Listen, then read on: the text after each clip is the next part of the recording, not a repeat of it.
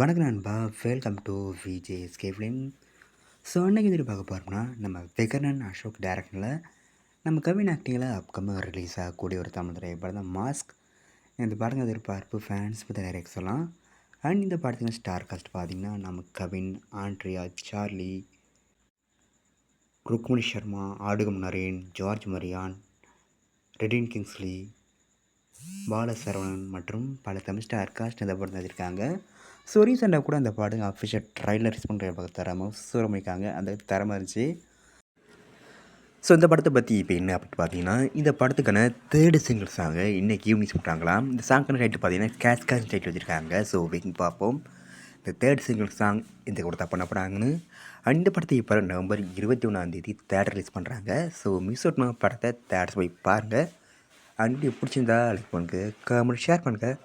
And மறக்க நம்ம சேனலை சப்ஸ்கிரைப் பண்ணிக்கோங்க. மீண்டும் இது போன்ற வீடியோவில் சந்திப்போம்.